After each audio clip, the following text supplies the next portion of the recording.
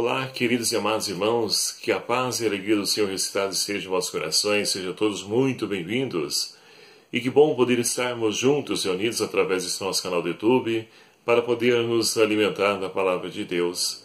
Chegamos então a esse quinto domingo do tempo comum, nesse dia 4 de fevereiro de 2018. As leituras propostas para esse quinto domingo do tempo comum são: primeira leitura, livro de Jó, capítulo 7, versículos de 1 a 4, depois de 6 a 7. Salmo responsorial, Salmo 146. A segunda leitura, primeira carta de Paulo aos Coríntios, capítulo 9, versículos de 16 a 19, depois de 22 a 23. E o evangelho proposto para a liturgia de hoje, o evangelho de São Marcos, capítulo 1, versículos de 29 a 39, que vai nos narrar o seguinte: Logo que saíram da sinagoga, foram com Tiago e João para a casa de Simão e André. A sogra de Simão estava de cama, com febre, e logo falaram dela a Jesus. Ele aproximou-se e, tomando-a pela mão, levantou-a, e a febre a deixou. E ela se pôs a servi-los. Ao anoitecer, depois do pôr do sol, levavam Jesus a todos os doentes e os que tinham demônios. A cidade inteira se ajuntou à porta da casa. Ele curou muitos que sofriam de diversas enfermidades. Expulsou também muitos demônios e não lhes permitia falar, porque sabiam quem ele era. De madrugada, quando ainda estava bem escuro, Jesus se levantou e saiu rumo a um lugar deserto. Lá ele orava. Simão e os que estavam com ele se puseram a procurá-lo, e quando o encontraram, disseram-lhe: Todos te procuram. Jesus respondeu: Vamos a outros lugares, nas aldeias da redondeza, a fim de que lá também eu proclame a boa nova. Pois foi para isso que eu vim, e fui proclamando nas sinagogas por toda a Galiléia, expulsava os demônios. Palavra da salvação. Glória a vós, Senhor. Caríssimos irmãos e irmãs, estamos celebrando o quinto domingo do tempo comum, esse penúltimo domingo, antes da pausa dessa primeira parte do tempo comum, porque depois iremos então adentrar o tempo da Quaresma. E assim, podemos então perceber a grande pergunta que norteia a liturgia de hoje, a qual então ela quer esclarecer, a qual então ela quer nos dar uma resposta. Que sentido tem o sofrimento e a dor que acompanha a caminhada do homem pela terra? Qual a posição de Deus frente aos dramas que marcam a nossa existência? A liturgia, então, desse quinto domingo do tempo comum, ela, então, nos ajuda a refletir sobre questões fundamentais da vida do ser humano. Garante-nos também que o projeto de Deus para o homem não é um projeto de morte, mas sim um projeto de vida e vida plena e vida de felicidade. E assim, então, nós somos convidados a lançar o olhar sobre as leituras propostas por essa liturgia de hoje. A primeira leitura de hoje nós temos então o Jó, esse homem tão conhecido, esse personagem famoso da Bíblia, e que então é preciso compreender o sentido, a razão pelo qual foi escrito então esse livro e o que busca nos mostrar esse livro de Jó. Ora, na época em que o autor escreveu esse livro, estava então muito em voga a mentalidade da retribuição. Ou seja, eu sou fiel a Deus, se pago o meu dízimo, sigo os mandamentos, Deus tem que me dar algo em troca. E é interessante então perceber que nós temos resquícios dessa mentalidade nos dias de hoje. Eu vou fazer isso, eu vou fazer aquilo outro, e Deus tem que me dar. Não. Deus não tem que nos dar nada, Ele já nos deu a vida. já nos deu então a oportunidade de poder trilhar os nossos caminhos, fazer as nossas escolhas. E ainda mais, com a encarnação do Verbo de Deus, ele então nos apresentou um caminho, através então ao qual seu Filho Jesus Cristo nos convida a percorrer esse mesmo itinerário. Então essa teologia que estava presente na época, e que o autor do livro do Jó busca esclarecer que Deus não tem obrigação de nada. E assim nós temos esse homem justo, piedoso, que é Jó, a qual no início do livro de Jó, nós temos então um diálogo de Deus com Satanás. Deus então faz menção de Jó, servo, fiel, obediente. E ali então o demônio logo vai tentar, vai dizer, olha, é lógico, você dá tudo para ele, tire as coisas dele que eu quero ver se ele vai permanecer fiel. E aí nós temos toda essa trajetória que nós estamos acompanhando de maneira especial nessa primeira leitura de hoje, onde então Jó, ele está então reclamando, ou seja, está diante de Deus, colocando toda a sua angústia, aflição, se questionando a razão pela qual dos sofrimentos a qual ele está vivenciando. Jó tinha, então, bens, uma família numerosa, e viu tudo se perder. Perdeu, então, seus bens, a família foi, então, morrendo. E, para acabar de agravar a situação, Jó contrai, então, uma doença, e aí, então, temos todo o dilema dessa história, a qual o autor visa, então, nos mostrar que a dor, o sofrimento, a angústia não é punição de Deus, mas consequências dos nossos atos, consequências do pecado presente na sociedade. Então está aí a razão pela qual Jó sofre, e quantos irmãos de hoje também. Quando então as pessoas têm uma atitude de pecado, por exemplo, uma pessoa infringe a lei de trânsito, correndo aí acima da velocidade. Aí então, ele vê o veículo da frente, está em alta velocidade, não tem tempo de frear e acaba colidindo com o carro da frente. E ali, naquela colisão, ele tem ali a morte de todos os companheiros que estão ali no veículo, os irmãos que estão no veículo que ele colidiu. O que foi isso? Castigo de Deus? Não. É imprudência da pessoa, o pecado da pessoa que traz consequências para o próximo. Aqui um exemplo besta para a gente compreender. Mas é assim que está então instaurado na sociedade o pecado. E o sofrimento de muitos políticos, por exemplo, quando desviam a verba da saúde.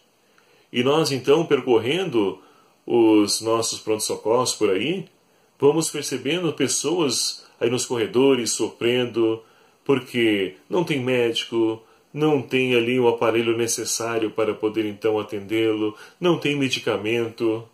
E as pessoas sofrem, muitos morrem nessa fila. É castigo de Deus? Não. Consequência do pecado.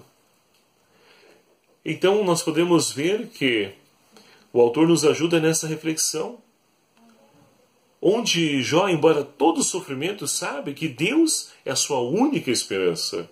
E é por isso que ele se coloca na presença dele, na confiança de que um dia Deus irá então mudar a sua sorte.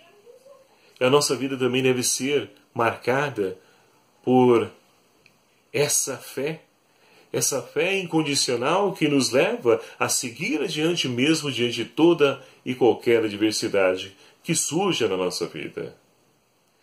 E assim nós podemos então, com o salmista de hoje, elevar ao Senhor o nosso louvor.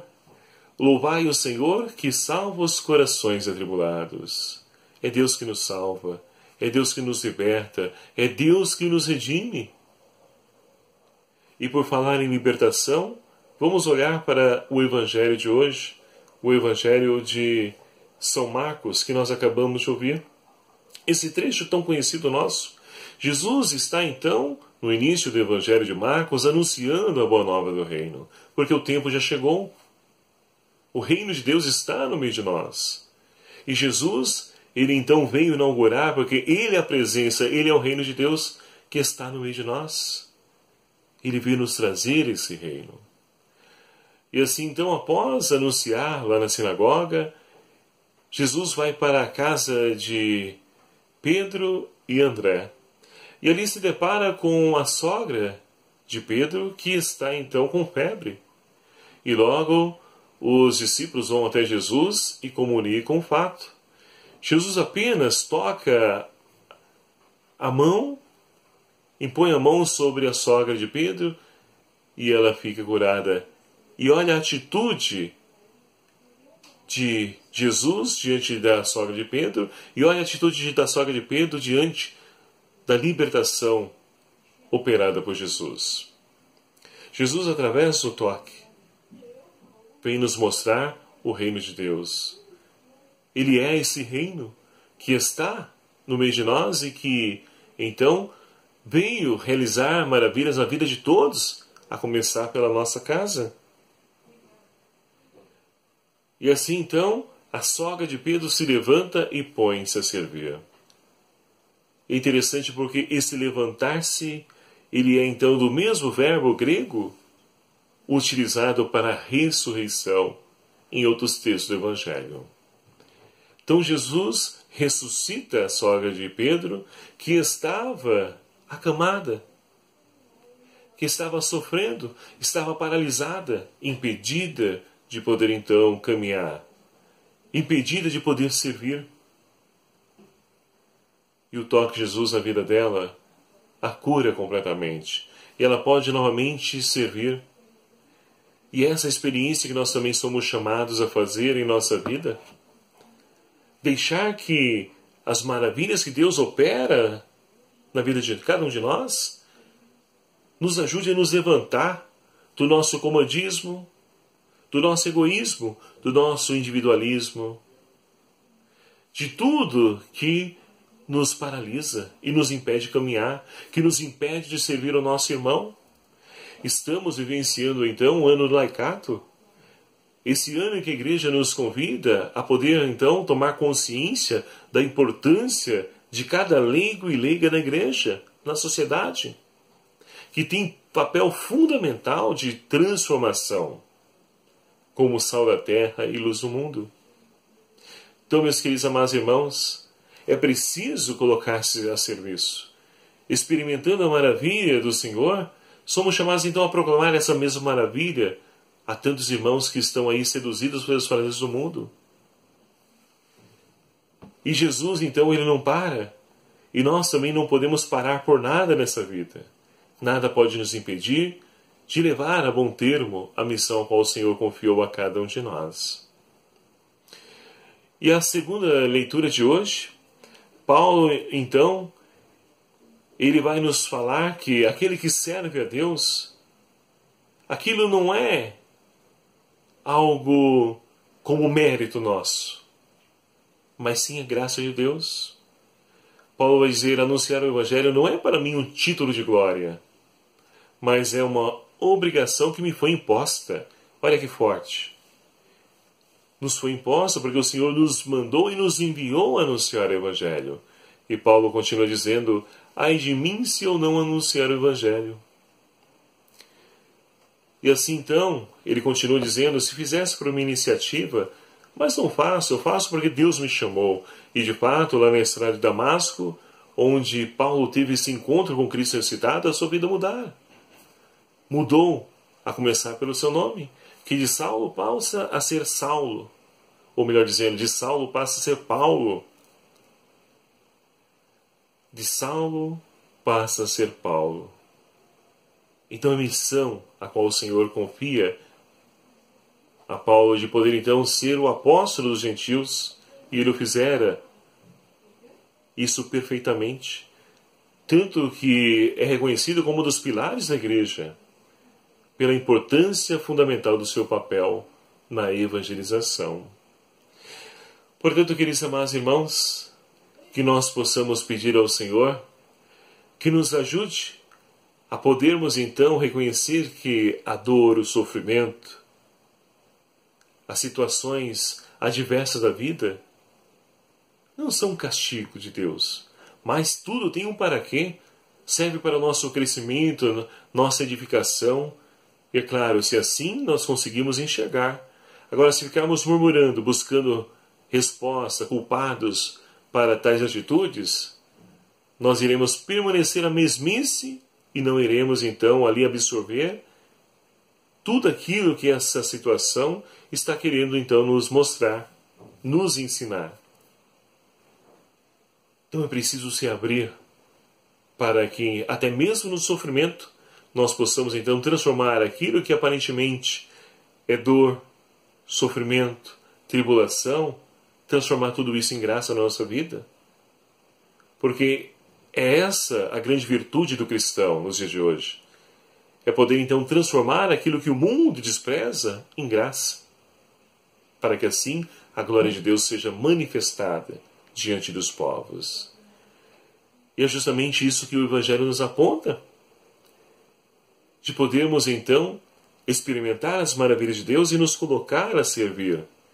Trabalhar na vinha do Senhor, edificar, construir o seu reino, que também é nosso, e que Ele chama, convida a cada um de nós. Mas lembremos que isso não é mérito nosso, é graça de Deus agindo na minha, na sua, na nossa vida. E que, a exemplo de Maria Santíssima, nós possamos então calçar os pés da humildade, e assim possamos deixar que Deus conduza a nossa vida, seja Ele a aparecer e não nós, porque não é motivo de glória para nós, porque por nós mesmos, coitado dos irmãos, mas é a graça de Deus que age através de cada um de nós. Que Maria Santíssima nos ajude nessa nossa caminhada, que possamos assumir o nosso batismo e que possamos então assumir também esse protagonismo de agente de transformação nesse mundo, como sal da terra e luz do mundo. Louvado seja o nome do nosso Senhor Jesus Cristo, para sempre seja louvado. Muito obrigado a você, meu querido e amado irmão, que faz parte dessa nossa família, desse nosso canal do YouTube. Me alegro em poder então contar com a sua presença amiga e fraterna. E continuo então apelando a você que ainda não se inscreveu em nosso canal, ajude-nos a divulgar esse vídeo, esse canal. Se inscreva aí nesse canal para que nós possamos alcançar a meta, a marca de 1000 inscritos, como nos pede aí, me foi dado o YouTube até o dia 20 de fevereiro para atingir essa marca. Estamos chegando e conto com a sua ajuda. Vamos então fazer com que o reino de Deus cresça no meio de nós, também através dos meios de comunicação social e de maneira especial através do YouTube. O Senhor esteja convosco, Ele está no meio de nós. Por intercessão de Nossa Senhora dos Navegantes, abençoe-vos Deus Todo-Poderoso, o Pai, o Filho e o Espírito Santo. Amém. Muito obrigado a você pela sua companhia. Até o próximo vídeo, se o Senhor assim nos permitir. Espero por você.